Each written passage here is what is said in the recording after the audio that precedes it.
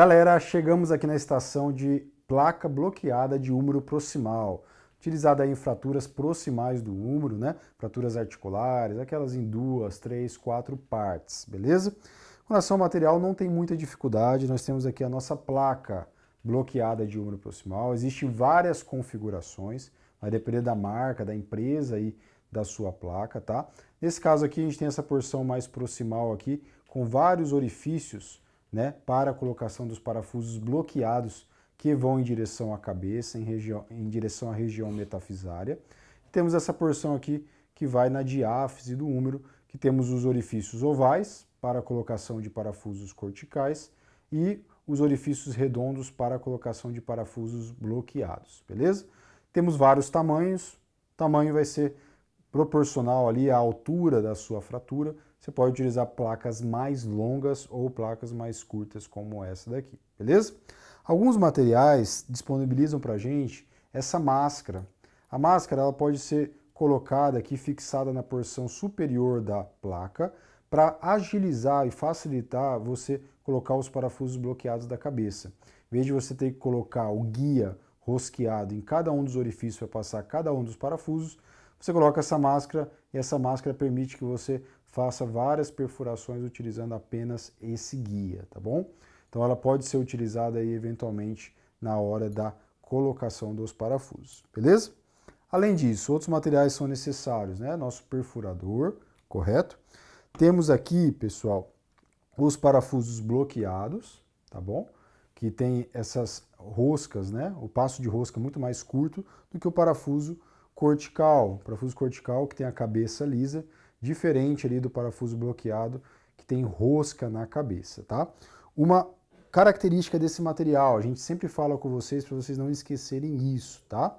Nesse caso específico aqui, a cabeça do parafuso cortical é diferente da cabeça do parafuso bloqueado. Então as chaves que nós temos para fixação desses parafusos são diferentes.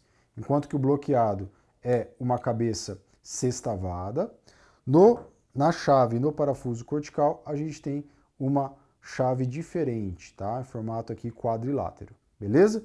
Então é sempre importante vocês perguntarem isso para o seu avaliador, para o seu examinador, se a chave dos parafusos bloqueados e corticais são iguais ou diferentes. Nesse caso aqui, são diferentes, beleza? Também vão ser diferentes as nossas brocas. Enquanto que nesse material, né, você vai usar uma broca 2,5 para o parafuso cortical, você vai usar uma broca 3,1 para o parafuso bloqueado, tá bom? Então existe também uma diferença, isso, claro, proporcional à alma do seu parafuso. Nessa placa também em específico, o nosso guia para a colocação do parafuso bloqueado é um guia fixo e um guia que ele é rosqueado na placa, tá bom? Então esse material possui essa característica. Nosso tradicional medidor de parafuso, o guia para colocação dos parafusos corticais, sempre utilizar, tá? Para poder proteger nossas partes moles ali, e uma pinça de redução para nos ajudar ali na fixação da placa. Perfeito? Galera, nosso material aí para colocação da placa bloqueada de húmero proximal é esse. Vamos lá para a parte de habilidades, para a parte prática propriamente dita. Galera, chegamos aqui na estação de placa bloqueada de húmero proximal. Primeiro, pensar aí nas indicações para o uso dessa placa. Basicamente, qualquer fratura da região proximal do húmero você poderia utilizar. Fraturas da tuberosidade, às vezes a gente usa outro tipo de técnica, mas também pode ser usada uma placa bloqueada. O clássico é aquelas fraturas 2 partes, 3 partes, 4 partes aqui da região proximal aqui do húmero. Aqui a gente desenhou para vocês verem uma fratura, no caso, em 4 partes: diáfise, tuberosidade maior, tuberosidade menor e cabeça, tá bom? Então, uma fratura bem típica, né? Pessoal, o primeiro passo é a gente pensar aí no posicionamento do paciente. Em geral, a gente utiliza a posição de cadeira de praia, tá bom? Via de acesso clássico é a via deltopeitoral. Lembrar sempre, né, do intervalo que você vai entrar ali entre o deltoide e o peitoral, espaço internervos, né? Cuidado com a veia cefálica que a gente fala. Outra opção é a via anterolateral, principalmente fraturas que acometem mais a porção posterior da tuberosidade maior. Às vezes a via anterolateral ou via de Mackenzie pode ser uma alternativa para esse tipo de fratura, para facilitar sua exposição mais posterior ali na região do úmero. Qual o problema que você tem que tomar cuidado? É a dissecção para distal, tá? Para não acometer o nervo axilar que vai estar passando ali mais inferiormente, tá? Então, chegou até a região do úmero, o que nós precisamos fazer? Precisamos isolar as tuberosidades, tá? Lembra aquele monte de fios que às vezes você vê aí numa cirurgia de ombro, né? Então a gente vai passar um fio na tuberosidade maior, que eventualmente está fraturada, outro fio na tuberosidade maior, com um manguito junto ali, isolando aquela estrutura, para depois você também amarrar esses fios na sua placa, tá? Muito importante isso, fazer esse amarrilho de segurança do úmero na sua placa, beleza? Conseguindo uma redução, vai depender um pouquinho da característica da sua fratura. Eventualmente você vai ter que fixar, por exemplo, a cabeça provisoriamente na glenoide, para depois montar a sua fratura. Mas vamos supor aqui que a gente consiga ter uma fixação da região aqui diafisária para a cabeça, tá bom? Então a gente vai passar alguns fios de Kirchner provisórios, só ilustrando para vocês uma maneira de fixação da minha fratura. Eu vou tentar fugir um pouquinho da região onde minha placa vai entrar. Aqui só exemplificando para vocês, tá? Então um fio da diáfise segurando a cabeça e outro fio aqui da tuberosidade menor indo até a cabeça. Pessoal, tenho a fixação provisória da minha fratura, eu vou partir para a colocação da minha placa, tá bom? O que eu tenho que ter de atenção aqui no posicionamento da placa? Primeiro, eu preciso identificar onde está o meu sulco bicipital. O sulco bicipital, representado aqui que eu estou mostrando para vocês, ele fica entre a tuberosidade menor e a tuberosidade maior. A minha placa precisa ficar lateral ao sulco bicipital, tá? Muito cuidado com isso, porque às vezes eventualmente o bíceps pode ficar preso na placa, e isso leva à dor residual do paciente, tá? A grande maioria das vezes, né, a gente acaba fazendo a tenotomia do bíceps e a tenodese dele depois ou com uma âncora ou então no peitoral, tá bom? Mas esse vai ser o acidente que vai identificar para você o correto posicionamento da placa, perfeito? A placa, muitas vezes a gente usa o próprio guia bloqueado para me ajudar na mobilização dela. Então, lateral ao sulco, outro parâmetro que é importante para mim, a altura dessa placa, para evitar que o paciente possa ter um impacto subacromial, por exemplo, na hora que ele fizer a abdução do ombro, tá? Então, o ideal é que da ponta da tuberosidade maior, a extremidade superior da placa fique de 5 a 8 milímetros de distância da ponta superior da tuberosidade maior, tá bom? E muito cuidado também para essa placa não bandeirar no úmero, tá? O ideal é que ela fique no eixo longo, né, do úmero. Posso fazer a fixação provisória da minha placa com uma pinça.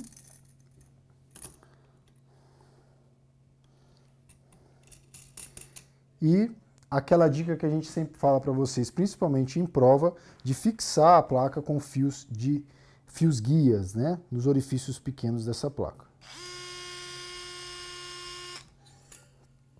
Tudo isso para evitar que a placa se movimente durante o seu trabalho.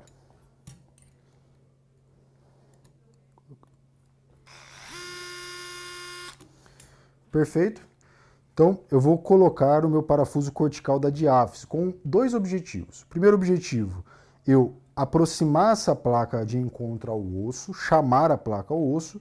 E o segundo objetivo é, como eu tenho um orifício oval aqui, eu consigo movimentar a placa na sua altura se eu precisar durante a colocação dos outros parafusos.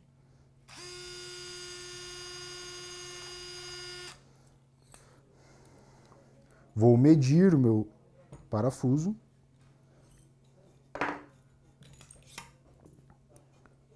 Então, 22. Pode ser isso. Lembrando sempre de perguntar se o parafuso é automachiante, nesse caso é.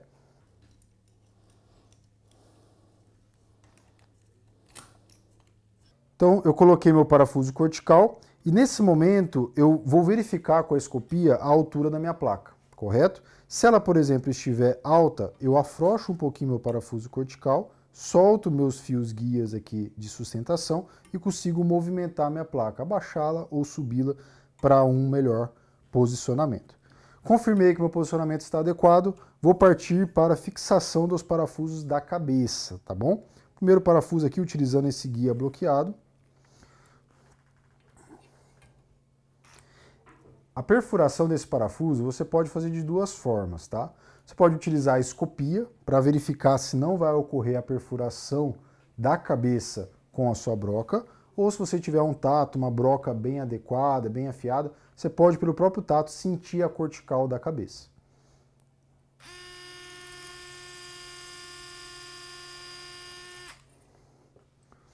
Tiro o meu protetor, meu guia, meço,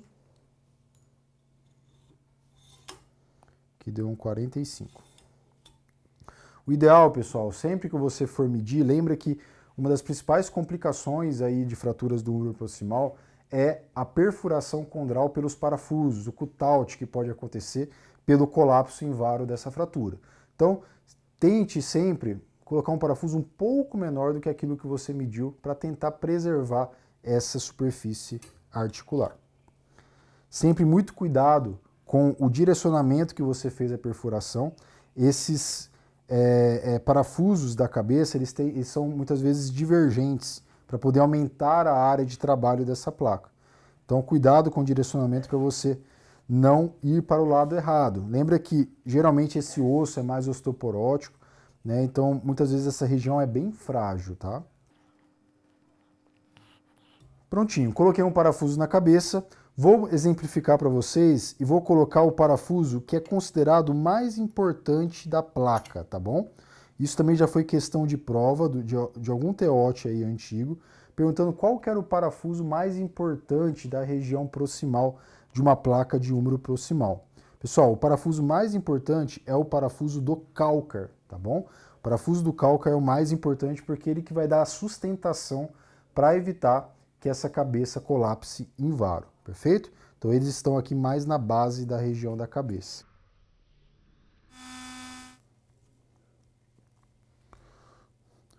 Certo, galera? Então aqui você pode perguntar para o seu avaliador quantos parafusos ele quer que você coloque, tá? O principal ponto aqui é que a gente consiga mostrar para vocês o correto posicionamento. Eu vou retirar meus fios guias, meus fios de redução.